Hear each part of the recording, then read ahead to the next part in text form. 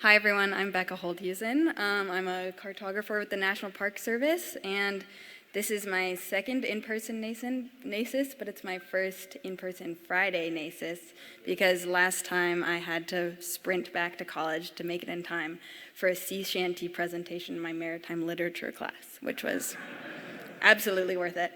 So today I'm going to be giving like a brief lightning talk about creating a panorama of Sequoia National Park. This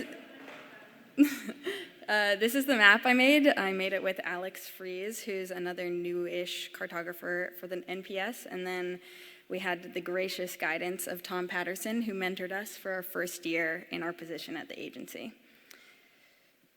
So our first order of business in making this map was kind of setting up the field of view and deciding what we wanted to focus on. So for this map, we wanted to focus on the giant forest portion of Sequoia National Park, as well as Morro Rock, which you can kind of see in the foreground. We also wanted to have the Sequoia Crest, or Sierra Crest, in the background, as well as what I've heard is a harrowing approach to the park, which is the switchbacking highway of the General's Highway. So we started this in Natural Scene Designer. This is just a basic 10-meter DEM rendered out as a hillshade that kind of set up our scene for us. This is where we created all of the layers we needed for our base map. So other layers we ended up using were a terrain texture shade layer, and then the basis for our base map was 3 different georeferenced images. So for our foreground, it looks very dark here. We use NAPE imagery, which is pretty fine. If anyone knows, it's 0.5 meters. So we ended up downsampling that to 2 meters and then adding bump mapping, which really brought out the forest texture and created a cool 3D effect for the forest. Then we also used 2 Landsat images for the midground and background images, which we then merged together in Photoshop here. So once we had that as our base, we went ahead and added our terrain texture shade, which did wonders. You can see it really brought out all of the ridge lines, which was great because that's a step that you often have to do manually. So that saved us a lot of time.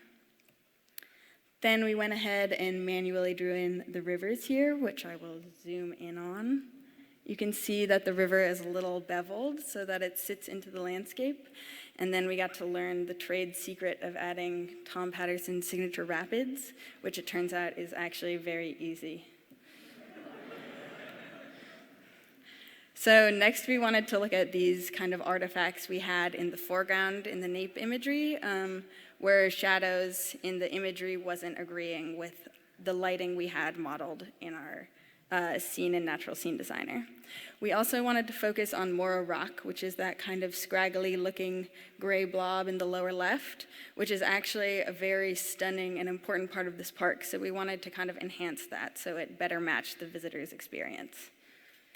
So you can see here we made Morro Rock a little bit larger than life and then added a lot of texture onto it.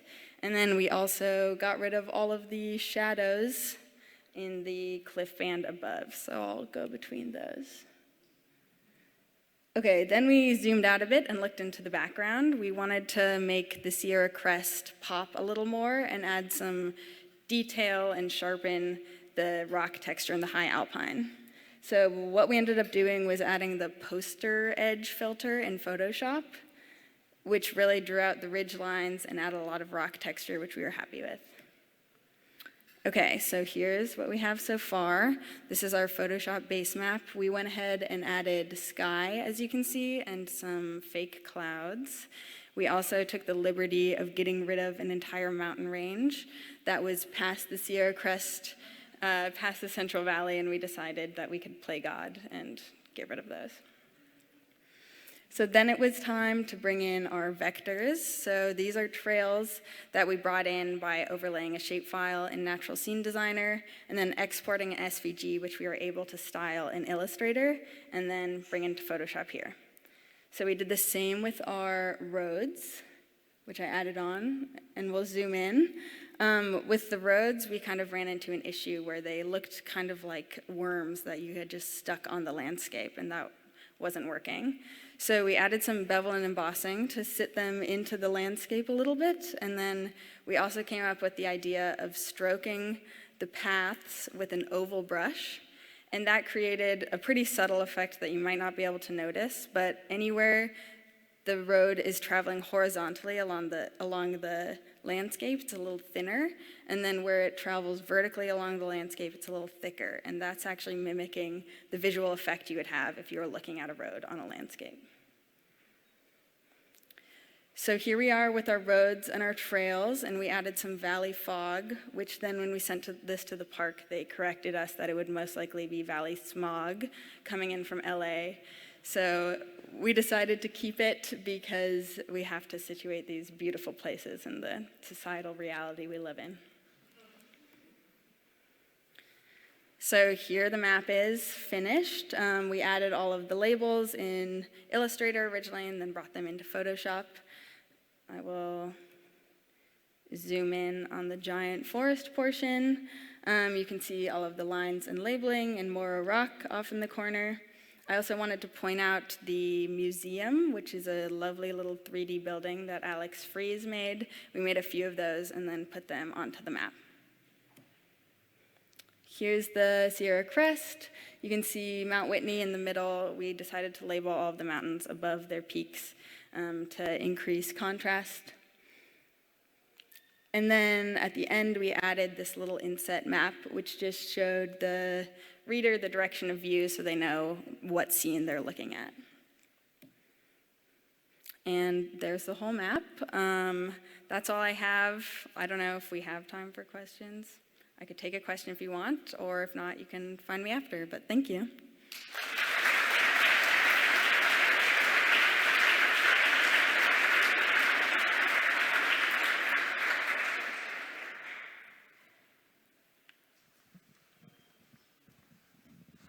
Thank you. It's a beautiful map.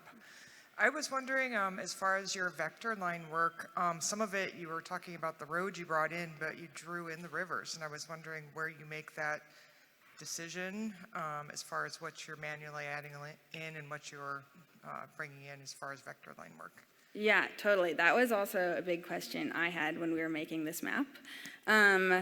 But one of the main reasons you can see that in the 3D view, the line is getting occluded when it goes behind ridges, which will be modeled if you do it in Natural Scene Designer with vectors, but then also the river itself, because it's such different widths, it was easier to just draw it in. It looked way more realistic, especially because we had such high resolution imagery on it that I think it would have been hard to find a vector that matched perfectly. But a vector could have also been used. We have time for a couple more questions because Becca ended early, if anyone has more.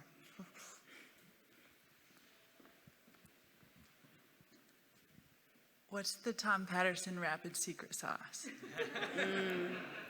It turns out you just find a brush in Photoshop that's like textured, so I think we used a charcoal, and then you just randomly splotch it.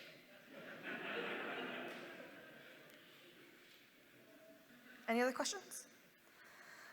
All right. Okay, thank you so much, Becca. Thank you.